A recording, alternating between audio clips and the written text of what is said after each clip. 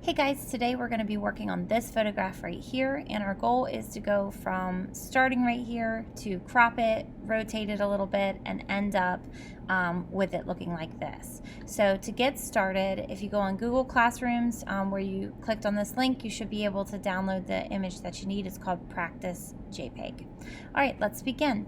First thing we want to do is to crop this photograph. So we're going to select the crop tool. And right now 8 by 10 is what it is. You can see the proportion's not correct, so I'm going to switch it with these arrows, and 300 pixels per inch is what you want it to be. I'm going to just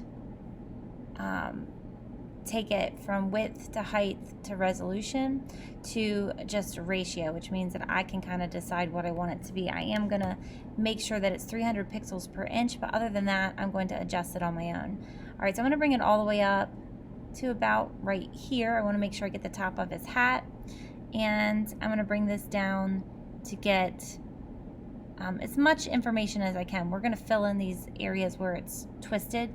We're going to clone stamp that. So get as much as you can of this so we don't lose any of it, and then you can either hit the enter key, return key, or just hit the crop button again. All right, very important, before you get started, duplicate your layer. So I'm going to go ahead and duplicate layer. That way we do not erase or alter or change the original picture. So everything we do on this, we can either lessen the effect or we can go back. It's on its own separate layer. All right, let's begin. I'm going to go ahead and just show you guys some pointers. You've already used most of these tools before, so you don't need an in-depth tutorial. I'm going to try to keep this short. Let's start with the clone tool. Probably the only area, I'm going to zoom in, Command plus or Control plus if you're on a PC. Probably the only area that you're going to need to do with the clone tool is going to be mostly background. You're going to want to use the healing tool for a lot of this. I'm going to change my brush size. Remember, you can right click to adjust your brush size, and that's about right. All right, here's some things that you can do that are interesting with the clone tool. So if you select an area first, so let's say I'm going to use my lasso tool, and I just select kind of sloppily this area over here.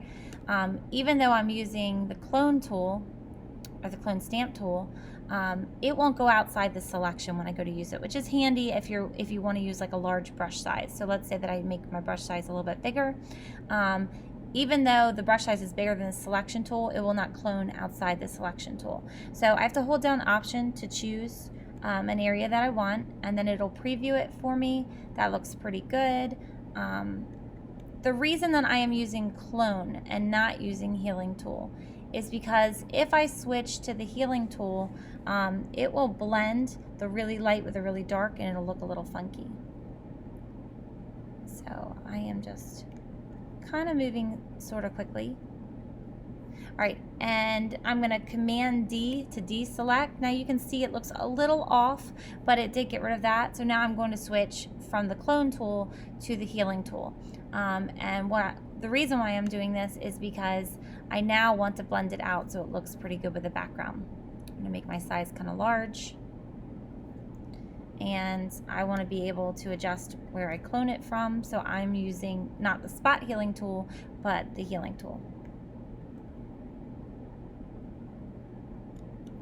All right. Very good. So now I have this area kind of evened out.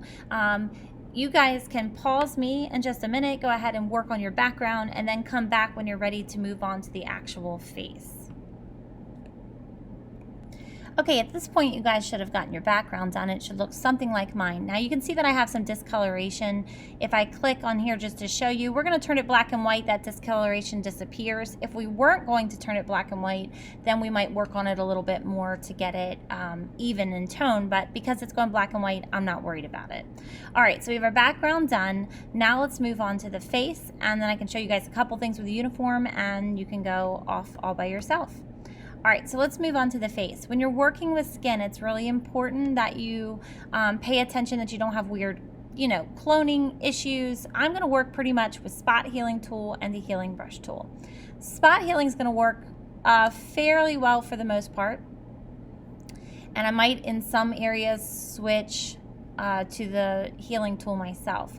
So just to show you a couple things, like when you get into shadowy areas, or you get in where there's eyebrows or something like that, you may want to choose it yourself instead of the spot healing. So you want to choose the healing tool, because if you don't, you might get this weird blend where it auto picks a shadow for you that you didn't really want. So I'm going to hand pick it. Remember, that's the difference between the spot healing tool and the healing tool, is that one of them chooses for you, the other one you choose. Spot healing chooses for you, healing tool you use. All right, so take some time, pause me, and do the face. Again, you probably want to use healing tool, spot healing tool, and when it comes to things like the eye, be very careful, change your brush size, make sure that you get it to where it looks pretty good and that you're not having like a weird blend. Pause me, come back after you finish the face. Okay, so at this point you should have the face done, the background done.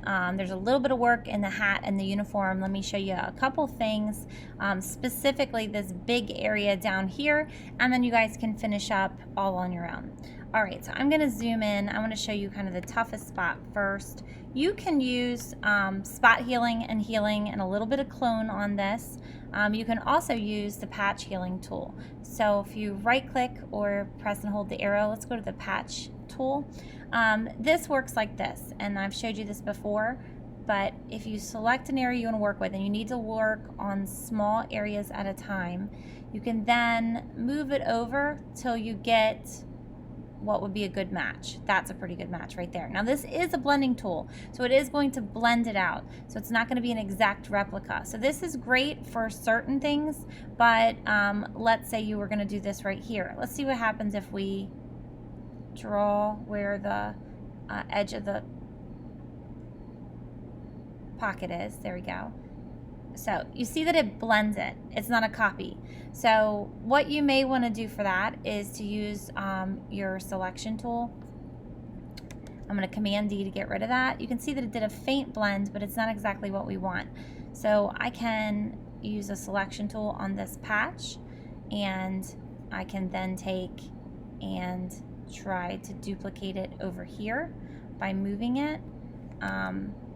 That's a little dark, so I need to play around with maybe taking it from this side and bringing it over. You can see that it has this harsh outline, and I don't want it to be a harsh outline.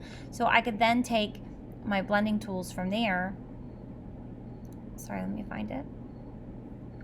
And start to blend out the areas where it connects to one another.